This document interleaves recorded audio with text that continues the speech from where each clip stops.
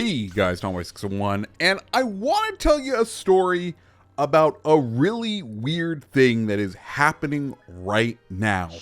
Battlefront 2 is back.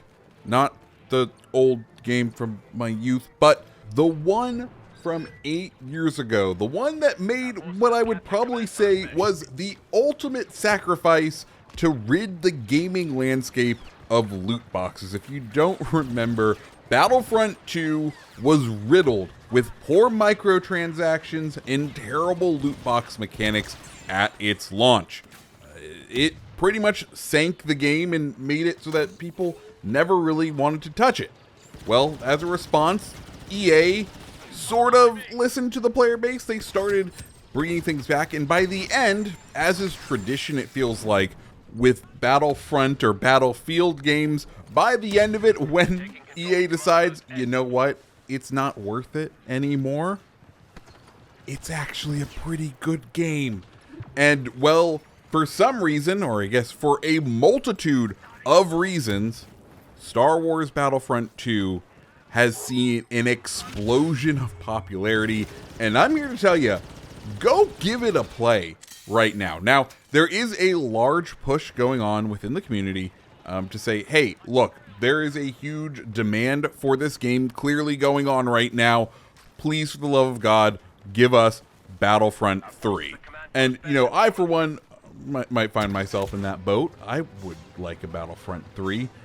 There seems to be a curse around Battlefront games. So if you're one of those people that ended up leaving Battlefront early on, you have it in your library, let me go over a couple of things that they have changed so that you might find yourself inspired to come back and give this game a try. Because I'll be honest, I dropped off of it pretty early on and was like, it's not the Star Wars game for me, and let it be. And then a couple years back, I built a PC and I was like, you know what? They gave away this for free on the Epic Game Store. Let me go and pick that up, and it's a beautiful game. I have this great PC. Let me try to get my fingers around keyboard and mouse gameplay with this, and that's what I started to do. And they have done a lot of things. One of the biggest problems with the original release of this game was the progression was completely based around those loot boxes. They had these things called star cards. The star cards, you had to pull new rarity ones in order to then unlock abilities. Well, now it is just a straight up level-based progression system for these star cards. The higher level you get, the more powerful you can make the star cards, the more star cards you unlock for each of the classes. It actually makes sense as far as a progression system goes, and it doesn't feel alienating. Now, if you're also someone who's like, I didn't get into this game and I have nothing and I'm afraid of just being beat up by the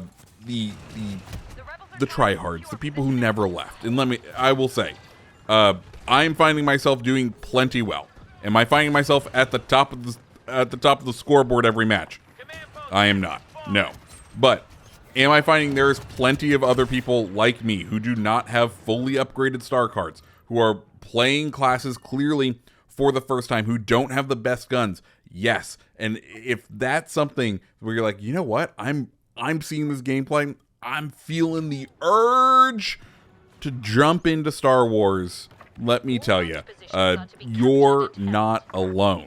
This past week, one of the larger content creators that has been around in the Star Wars space reported that Battlefront 2 is seeing a concurrence of 164,000 players, which is an absolutely insane number. Now, what could be causing this large surge? I think there's a multitude of reasons, multitude of ways that the community has been inspired to come back to this game.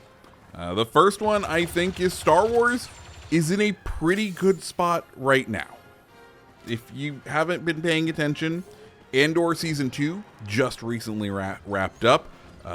Andor was probably the best thing Disney has made in the Star Wars saga.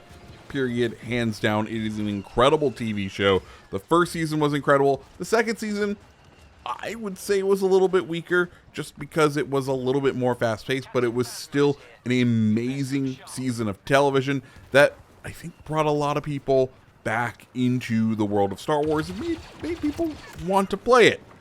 Outside of that, we did also just have May the 4th, which is the big Star Wars holiday, of course, but we also had Star Wars Celebration over in Japan. There's been a lot of announcements about Star Wars, so it's been in the top of minds. And then I think the final thing that has kind of inspired people to come back to Battlefront 2 is, well, Fortnite has been having its little mini season of Star Wars content as well. And I think people have played that, been like, man, I could really go for, like, not this, but a different Star Wars game. And as a result, people are like, okay, well, what else is there? I think it's gonna be Battlefront 2. And as a result, some weird combination of all of these factors have led to a huge resurgence in Battlefront 2. So, as I was talking about earlier, if you're interested in ever having a Battlefront 3, if you wanted to pick up what I'm sure is a pretty cheap game right now, to enjoy, to dive into, to enjoy a moment of gaming, or maybe pick up something that you didn't get your whole dollar's worth out of, Battlefront 2 right now is a ton of fun. 100% recommend diving back in, and well, I hope to see you out there. So, with all that said, guys, if you like videos like this, make sure you hit the like button, make sure you hit the subscribe button, and I hope you have a fantastic rest of your day. See ya.